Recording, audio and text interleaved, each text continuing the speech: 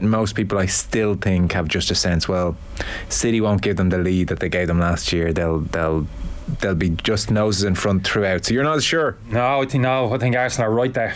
Yeah, I'd probably lean if you're saying that's why Gary Neville. Yeah, I'll be tempted, and it's still a bit of, like I said, still a bit of time to do another bit of business. Yeah, undoubtedly, Declan Rice coming into that central area of the pitch strengthens him. Havertz, I know Havertz a little bit kind of Marmite with a lot of people. I like him. It's kind of his versatility, his qualities. I think will suit Arsenal. Timber comes in and reinforces him across the defensive line. He's kind of quite versatile. Is he a starter, Timber? Yeah, no, I don't think so. But he's more than comp. He's a better option potentially than Holding if you lose, which they did for Saliba for a crucial time at the end of last season. Now he hasn't played. It's one of them who's taking a bit of a risk in terms of, he's done great, looks the part in Dutch football, comes over, all of a sudden it's a little bit more of a struggle for him. So Jordy's out a little bit, but they done right to kind of strengthen in that area of the pitch. And I still feel as if there might be something else. Obviously Ray's come in as the Brighton goalkeeper, which is good.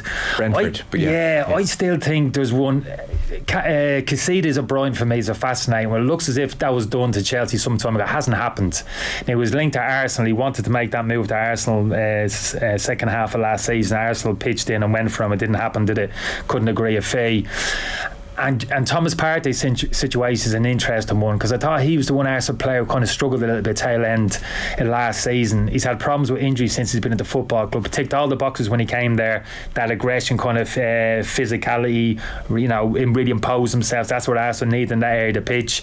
But we haven't seen enough of it for the reasons that I'm saying.